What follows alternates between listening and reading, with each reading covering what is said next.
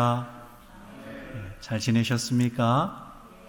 예, 너무 반갑습니다. 하나님이 아직 우리에게 생명의 은혜를 계속 주시네요. 감사하지요. 좀 불편한 가운데 있지만 우리 예배를 통해서 하나님께서 큰 은혜 주실 줄로 믿습니다.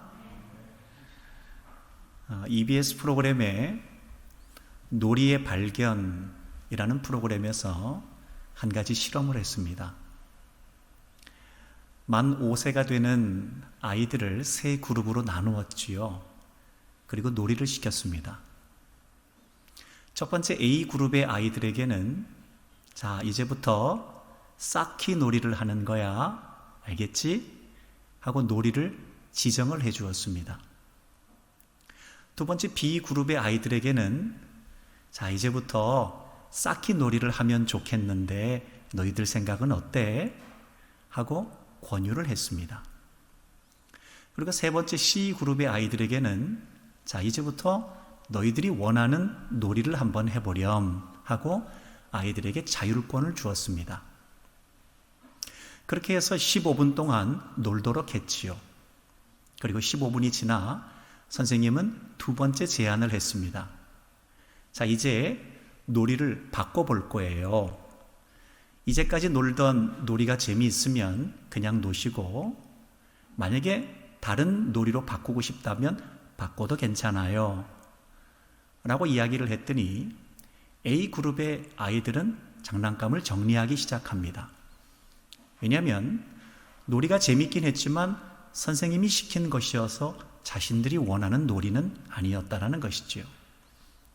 두 번째 B그룹의 아이들도 선생님의 말이 끝나자마자 바로 장난감을 정리를 합니다. 선생님이 부드럽게 권유하기는 했지만 그 역시 자신들이 원하는 놀이는 아니었다라는 것이지요. 그런데 세 번째 C그룹의 아이들은 좀 달랐습니다. 처음에 놀던 놀이를 계속해서 이어서 하는 것입니다. 이 실험을 통해서 우리에게 굉장히 중요한 한 가지 사실을 알려줍니다. 그것은 바로 자율권이라는 겁니다. 그러니까 아무리 재미있는 놀이라 할지라도 아이들이 자율적으로 선택해서 하느냐 아니면 누군가가 시켜서 강요에 의해서 강압적으로 하느냐에 따라서 그 결과는 하늘과 땅 차이로 나뉘어질 수 있다는 것이죠. 자, 여러분, 그렇다면 우리의 신앙은 어떨까요? 우리의 신앙 역시 마찬가지로 우리가 예수님이 어떠한 분인지 확실하게 알게 되면 우리는 스스로 자율적으로 흔들림 없이 신앙생활을 하게 됩니다. 그런데 우리가 강요에 의해서 강압적으로 신앙생활을 하게 되면 우리는 언제든 신앙을 버릴 수가 있다는 것이죠. 우리의 자녀들을 보면 어떨까요? 우리의 자녀들이 만약에 내가 예수님을 믿는 이유를 분명히 알고 있다면 아마 자녀들은 자율적으로 신앙생활을 하게 될 것이고 흔들림 없이 아마 신앙생활을 할 겁니다. 그런데 자기들이 왜 예수님을 믿어야 되는지 알지 못한 채 강요에 의해서 강압적으로 신앙생활을 하게 되면 아마 자녀들은 언제든 교회를 떠날 수가 있을 겁니다. 교회의 연약함을 보고 교회를 떠날 수도 있고 목회자의 연약함을 보고 교회를 떠날 수도 있고 부모님의 삶과 신앙이 일치되지 않는 모습에 실망을 해서 언제든 교회를 떠날 수가 있다는 것이죠. 그러기에 자녀들이 내가 왜 예수님을 믿는지 하는 분명한 이유를 발견해야 스스로 자율적으로 그리고 흔들림 없는 신앙생활을 할 수 있게 된다는 것이죠. 말씀을 준비하면서 저희 자녀들이 좀 궁금했습니다. 과연 이 아이들이 신앙생활을 제대로 그리고 강요에 의해서 하는 건 아닐까 하는 걱정이 돼서 점심 먹으러 집에 들어갔다가 아이들한테 질문을 했지요. 얘들아, 너희들은 예수님을 왜 믿니? 그랬더니 큰아들이 그럽니다. 저 와 있는데 큰아들이 그럽니다. 아빠는 뭐 점심 먹는데 그런 얘기를 하세요? 그러더니 진리니까요. 그 어떤 거짓도 바꿀 수 없는 진리고 그 어떤 거짓도 드러나게 되는 진리니까 예수님을 믿어요. 꽤 그럴싸한 답변입니다. 생각을 하면서 그래도 예수님을 믿는데 어느 정도 생각을 하면서 예수님을 믿고 있구나 하는 생각이 들어서 감사한 마음이 들었지요.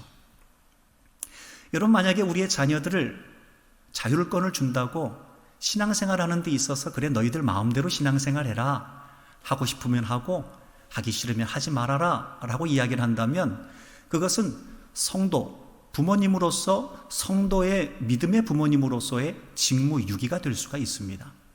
왜냐하면 하나님께서는 우리 믿음의 부모님들에게 잠언 22장 6절에 이와 같이 말씀을 하기 때문이지요. 시작. 마땅히 행할 길을 아이에게 가르치라. 그리하면 늙어도 그것을 떠나지 아니하리라. 마땅히 행할 길이 무엇일까요? 지혜와 지식의 근본이 여호와 하나님이라는 것을 알려주는 것이 마땅히 행할 바라는 것이지요. 그렇기에 자녀들에게 가장 큰 축복은 부모님들이 자녀들이 늙어서도 떠나지 않는 하나님의 은총을 누릴 수 있도록 하나님을 알려주고 교육하는 것, 이것이 자녀들에 대한 가장 큰 축복이라는 것이지요.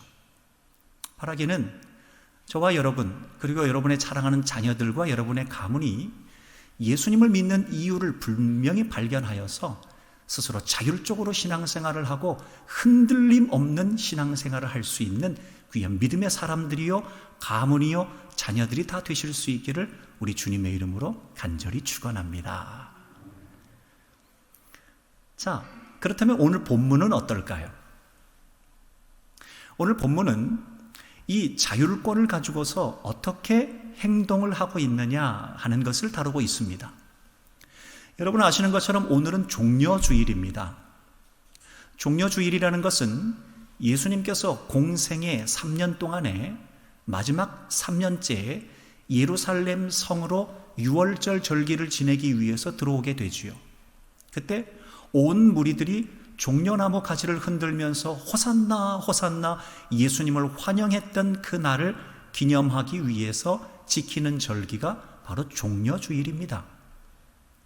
자, 그런데 오늘 본문에 등장인물이 두 부류가 등장을 합니다. 하나는 종려나무 가지를 흔들었던 무리들, 그리고 또 하나는 예수님의 제자들이었습니다. 자, 그럼 여기서 질문이 있습니다. 그럼 과연 오늘 등장인물들인 무리들과 예수님의 제자들은 과연 종려나무 가지를 자율적으로 흔들었을까요? 아니면 강압적으로 누군가가 강요해서 흔들었을까요? 누군가가 강요를 해서 종려나무 가지를 흔들었는지, 아니면 자기들이 스스로 자율적으로 종려나무 가지를 흔들었는지, 여기에 대한 행동을 보면 결과가 분명히 달라질 수 있다는 것이죠. 첫 번째 등장인물에 나오는 무리들은 자율적으로 종려나무 가지를 흔들었습니다. 그들은 아주 기쁜 마음으로 누가 시키지 않았는데도 아주 자율적으로 종려나무 가지를 흔들었지요. 이 무리들이 잘한 것이 있고 잘못한 것이 있습니다. 이 무리들이 잘한 것은 무엇이냐면 바로 열심과 간절한 마음이 있었다라는 것이죠. 그럼 과연 이 무리들이 누구냐? 이걸 먼저 아는 것이 중요합니다. 여기서 나오는 무리들은 예루살렘 성 안에 있었던 사람들이 아닙니다. 이들은 예수님과 더불어서 갈릴리에서부터 유월절 절기를 지키기 위해 예루살렘 성 안으로 오게 된 순례객들입니다. 그러니 예루살렘 성 안에 집이 있는 것이 아니라 멀리서 유월절 절기를 지키기 위해서 온 순례객들이 대부분이었다라는 것이지요. 그것을 밝혀주는 것이 오늘 본문 12절의 말씀입니다. 시작.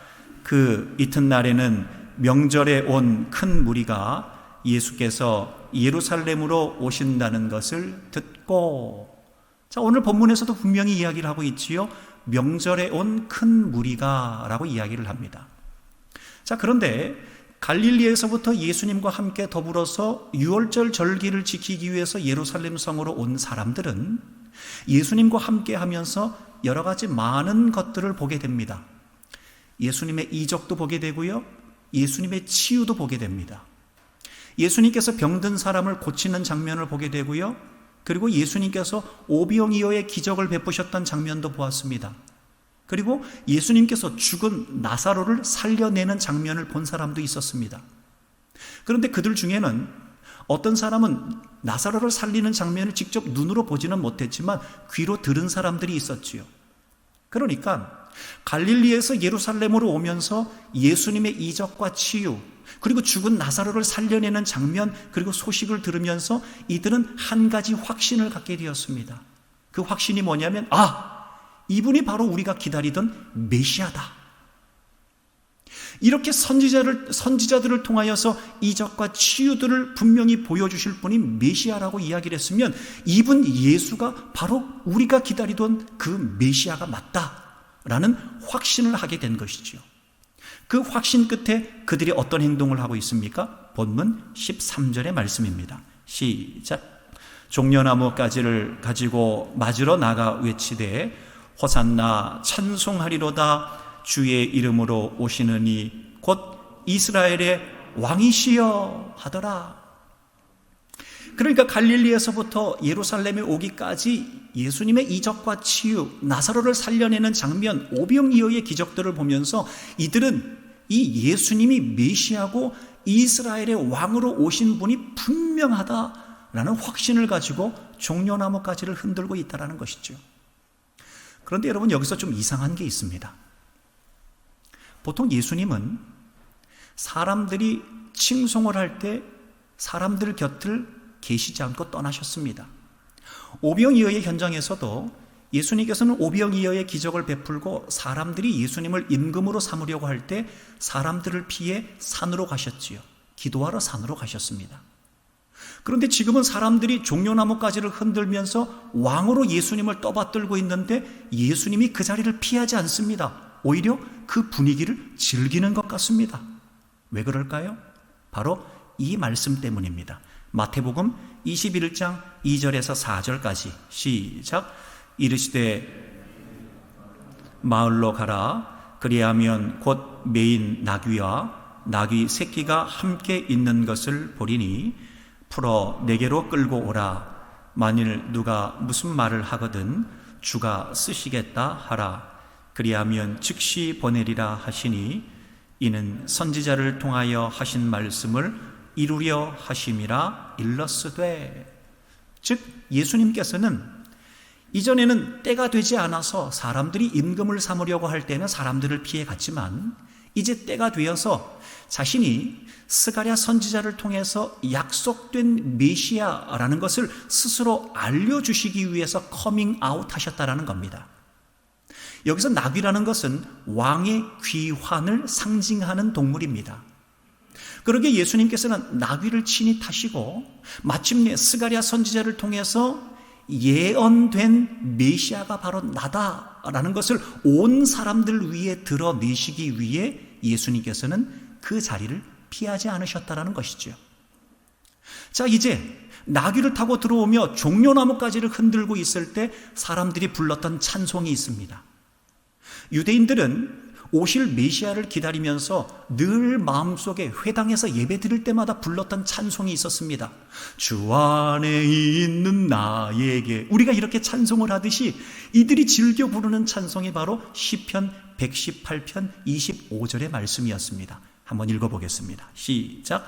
여호와여 구하옵나니 이제 구원하소서. 여호와여 우리가 구하옵나니 이제 형통하게 하소서.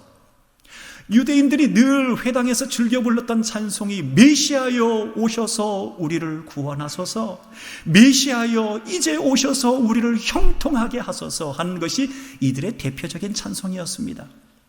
그런데 마침내 메시아 예수님께서 나귀를 타고 이스라엘 왕으로 들어오시니 그들은 주체할 수 없이 이제까지 회당에서 불렀던 시편 118편 25절을 마음껏 찬양하는 것입니다. 이제 구원하소서 호산나, 이제 형통하게 하소서 호산나. 호산나가 바로 그런 의미입니다. 이제까지 그들이 가지고 있었던 고백인 호산나 호산나 우리를 구원하소서 우리를 구원하소서, 그들은 마음껏 종려나무 가지를 흔들면서 메시아 대신 예수님을 찬송하고 있다는 것이지요. 이들이 잘한 것은 열심과 간절한 마음으로 왕 대신 예수님을 기쁨으로 환영한 것, 이들이 잘한 것입니다. 그런데 이들이 잘못한 것이 있습니다. 그게 뭐냐면 이들은 오해하였습니다. 이들은 예수님이, 우리가 알고 있기로 예수님은 어떤 분이냐면 우리의 죄를 구원하시기 위해서 이 땅 가운데 오셨지요. 마태복음 1장 21절입니다. 시작. 아들을 낳으리니 이름을 예수라 하라. 이는 그가 자기 백성을 그들의 죄에서 구원할 자이심이라 하니라. 예수님께서는 온 인류의 죄를 구원하시기 위해서 이 땅 가운데 오셨지요. 그런데 유대인들은 자신들이 잘 먹고 잘 살 수 있도록 도움을 줄 이스라엘의 정치적인 왕이라고 오해를 하였습니다. 그것이 이들이 잘못한 것이죠. 자, 여러분, 그렇다면 이제 우리에게 질문을 해봐야 됩니다. 여러분, 우리가 잘한 게 뭐가 있을까요? 우리가 잘한 것은 열심과 간절한 마음을 가지고 예수님을 믿은 것 참 잘한 겁니다. 우리는 예수님을 믿게 되어서 하나님의 자녀가 되었지요. 죄 사함의 은총을 누리게 되었습니다. 우리가 예수님을 믿게 되어서 하나님께서는 우리에게 천국을 소유하는 천국 백성 되게 해주셨습니다. 하나님의 위로를 받을 수 있게 해주셨습니다. 뿐만 아니라 영적으로 육적으로 배부를 수 있는 은혜를 허락해 주셨습니다. 우리는 예수님을 통하여서 하나님의 얼굴을 볼 수 있는 은혜를 누리게 되었습니다. 우리는 예수님으로 인하여서 하나님의 아들이라 인정을 받게 되었습니다. 이것은 우리가 잘한 것입니다. 우리가 예수님을 믿는 열심과 간절함이 있었기에 이 수많은 축복 중에서 대표적인 5가지의 축복을 받을 수가 있었지요. 그런데 여러분, 우리가 잘못한 것이 있습니다. 그건 우리가 오해하도록 만들었습니다. 여러분, 예수님을 믿는 사람들은 예수님을 대표합니다. 수많은 사람들은 우리를 보며 예수님을 생각하지요. 우리를 보며 하나님을 생각하고 떠올립니다. 그런데 우리의 행동을 통하여서 우리는 예수님을 오해하도록 만들었습니다. 우리는 천국을 소유하는 천국 백성이 되었지만 천국의 평안을 다른 이들에게 잘 나눠주지 못했습니다. 우리는 하나님의 위로를 받는 사람이었지만 다른 많은 이들을 위로해 주지 못했습니다. 우리는 영적으로 육적으로 배부르게 되는 은총을 누리게 되었지만 가난하고 줄인 자들을 나몰라라 했습니다. 우리는 예수님을 통해서 하나님의 얼굴을 보았지만 다른 많은 이들에게 하나님의 얼굴을 소개한 적이 없습니다. 우리는 예수님으로 인해서 하나님의 자녀라고 인정을 받았지만 우리는 죄의 자녀로 살아갔습니다. 그것이 우리가 잘못한 것입니다. 사랑하는 성도 여러분, 이제 우리가 예수님을 오해하도록 만들어 우리가 잘못한 행동이 있다면 우리를 한번 돌아봅시다. 그리고 이제 우리가 잘하고 있는 것, 열심과 간절한 마음을 가지고 이전보다 더 예수님을 사랑할 수 있는 믿음의 사람들이 되실 수 있기를 주의 이름으로 간절히 축원합니다. 이제 오늘 등장인물의 2번째는 제자들입니다. 앞서 무리들은 힘차게 종려나무 가지를 흔들었지만 예수님의 제자들은 힘차게 종려나무 가지를 흔들었을까요? 아닙니다. 예수님의 제자들은 종려나무 가지를 제대로 흔들지 못했습니다.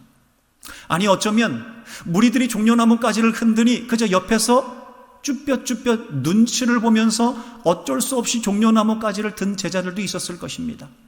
아니면 다른 사람들이 흔드니 왜 안 흔드냐고 옆구리 쿡 찌르니까 마지못해서 흔드는 사람들이 있었을 것이고, 어떤 사람들은 종려나무 가지를 흔들지도 못하고 땅에 떨어뜨리는 사람들도 분명히 있었을 겁니다. 왜요? 왜 그랬을까요? 왜 무리들이 예수님께서 저렇게 하시는지, 무리들이 왜 저렇게 종려나무 가지를 흔드는지 잘 몰랐기 때문입니다. 오늘 본문 16절의 말씀입니다. 시작. 제자들은 처음에 이 일을 깨닫지 못하였다가 예수께서 영광을 얻으신 후에야 이것이 예수께 대하여 기록된 것임과 사람들이 예수께 이같이 한 것임이 생각났더라. 제자들은 처음에 말씀 본문에서 이야기하는 대로 처음에 왜 무리들이 종려나무 가지를 흔드는지, 그리고 예수님께서 왜 나귀를 타고 들어오시는지 도무지 그것을 이해하지 못했습니다. 그런데 언제 알게 되었을까요? 요한복음 14장 26절의 말씀입니다. 시작. 보혜사 곧 아버지께서 내 이름으로 보내실 성령, 그가 너희에게 모든 것을 가르치고 내가 너희에게 말한 모든 것을 생각나게 하리라.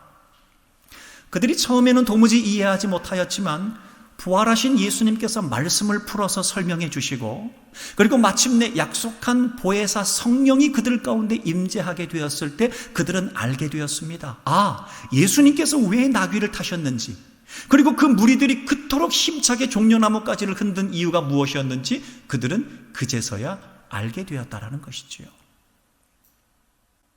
자, 사랑하는 성도 여러분, 그러면 우리는 어떨까요?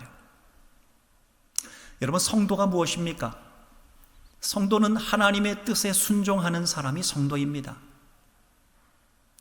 공부 안 하는 사람이 편법으로 컨닝해서 1등하는 것이 성도일까요? 아니요, 그것은 성도가 아닙니다.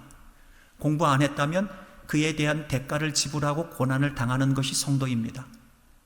하나님이 안 주시면 안 갖는 것이 성도입니다. 하나님께서 허락하시지 않으면 포기할 줄 아는 것이 성도입니다. 왜 그럴까요?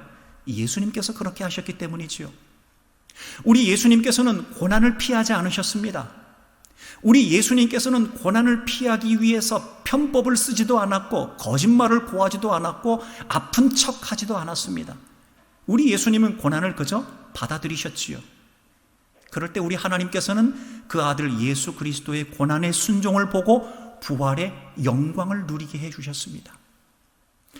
여러분, 우리는 도무지 이해되지 않는 현재의 상황 때문에 도무지 우리는 힘차게 종려나무가지를 흔들지 못하고 있습니다. 우리는 도무지 지금 일어나고 있는 상황 때문에 힘차게 종려나무가지를 흔들지 못하며 사람들 눈치를 보고 있습니다. 하나님을 찬송할 수 없습니다. 의심하고 있습니다. 왜 이런 일이 일어나야 됩니까? 왜 이런 일이 일어나야 됩니까? 하나님 살아계신 거 맞습니까? 우리는 끊임없이 의심하면서 도무지 종려나무가지를 흔들며 하나님을 찬양할 여유가 없습니다. 기력이 없습니다. 여러분, 이때 우리 믿음의 사람들이 해야 되는 행동이 무엇일까요? 고난을 받아들이는 겁니다. 우리 예수님께서 고난을 순종하고 받아들이셨던 것처럼 우리가 해야 될 것은 고난을 받아들이는 겁니다. 그리고 하나님의 섭리를 인정하는 겁니다. 하나님, 내가 너무 힘들지만 고난을 받아들이겠습니다. 그러나 하나님의 섭리를 인정합니다. 지금은 이해가 되지 않지만 고난을 받아들이고 하나님의 섭리를 인정하겠습니다. 여러분, 그러면 우리 예수님께서 제자들을 통해서 보혜사 성령으로 깨닫게 하시고 역사하신다는 것처럼 하나님께서는 보혜사 성령을 통해 우리 가운데 깨닫게 해주시는 겁니다. 에베소서 1장 18절 19절 밑줄 그은 부분만 읽도록 하겠습니다. 시작. 너희 마음의 눈을 밝히사 부르심의 소망이 무엇이며 성도 안에서 그 기업의 영광의 풍성함이 무엇이며 믿는 우리에게 베푸신 능력의 크심이 어떠한 것을 너희로 알게 하시기를 구하노라. 마침내 예수님께서 제자들에게 보여주셨던 그 보혜사 성령이 우리 가운데 임하게 되면 우리의 마음의 눈이 밝아진다는 것이지요. 더불어 고린도전서 2장 9절 10절 말씀을 같이 읽겠습니다. 시작. 기록된 바 하나님이 자기를 사랑하는 자들을 위하여 예비하신 모든 것은 눈으로 보지 못하고 귀로 듣지 못하고 사람의 마음으로 생각하지도 못하였다 함과 같으니라. 오직 하나님이 성령으로 이것을 우리에게 보이셨으니 성령은 모든 것 곧 하나님의 깊은 것까지도 통달하시느니라.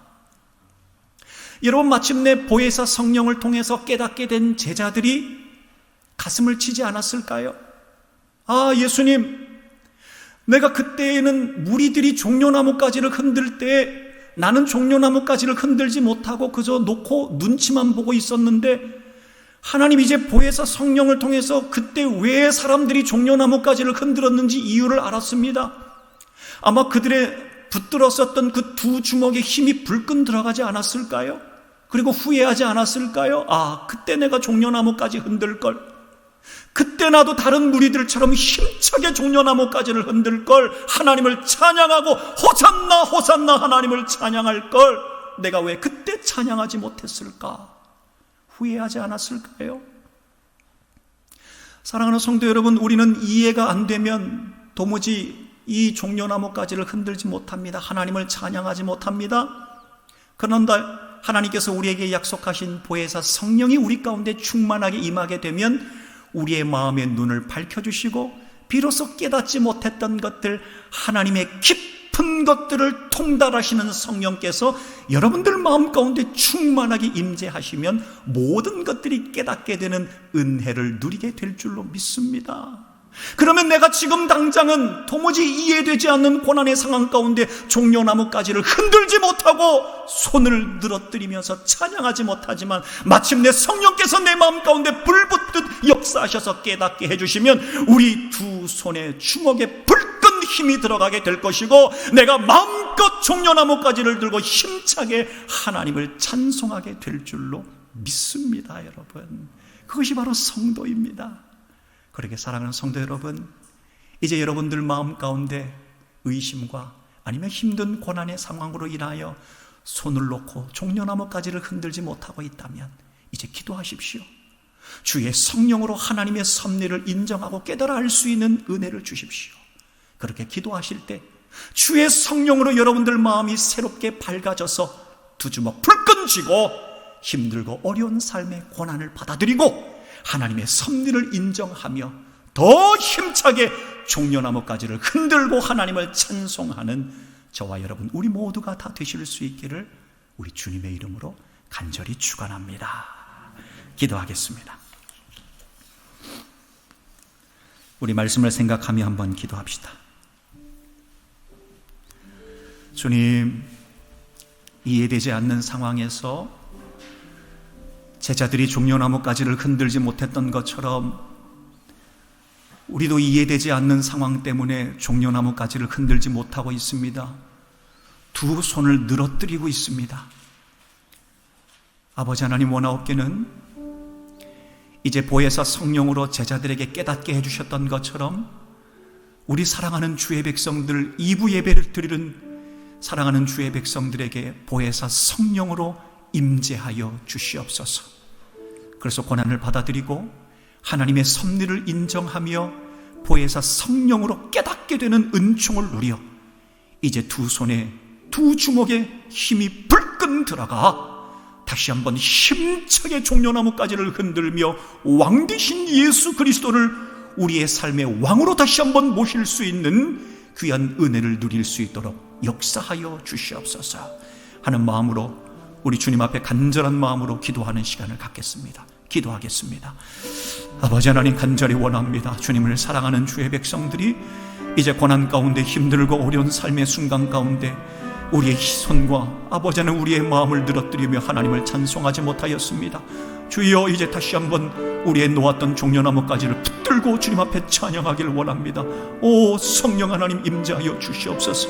우리가 깨닫지 못하는 것들을 깨달아 알게 하여 주셔서 다시 한번 힘차게 주님을 찬송하며 하나님의 섭리를 인정하며 나아가는 믿음의 자녀들이 될 수 있도록 주여 역사하여 주시옵소서. 그래서 다시 한번 주의 이름을 높이는 왕 되신 예수 그리스도를 우리의 삶에 모실 수 있는 은혜를 다시 한번 허락하여 주시옵소서. 아버지 하나님, 감사합니다. 우리의 삶에 뜻하지 않는 코로나 상황으로 인하여 어려움을 당하여 가슴을 치며 눈물을 흘리는, 그리고 고난의 상황으로 인하여 도무지 종려나무가지를 들고 하나님을 찬송하지 못하던 주의 사람들이 이제 예배를 드리는 중에 말씀을 받고 이제 하나님 주신 말씀을 붙들고 다시 한번 일어나려 합니다. 주여, 고난을 왜라고 생각하는 어려움으로 담는 것이 아니라 고난을 받아들이고 하나님의 섭리를 인정하되 보혜사 성령으로 우리 가운데 깨달아 알게 하여 주시옵소서. 하나님의 크신 뜻을 성령으로 깨달아 알 수 있는 은혜를 허락하여 주셔서 다시 한번 늘어뜨려 놓은 우리의 손에 두 주먹에 힘이 불끈 들어갈 수 있는 강한 확신의 은총을 우리에게 허락하여 주시옵소서. 그래서 마음껏 종려나무가지를 흔들며 하나님을 찬양하며 왕 되신 예수님이여 내 삶 가운데 임재하여 주시옵소서. 왕 되신 예수님이여 내 삶 가운데 역사하여 주시옵소서 하며 마음껏 주님을 높이는 주의 사람들 될 수 있도록 인도하여 주시옵소서. 예수님의 이름으로 기도하옵나이다. 아멘.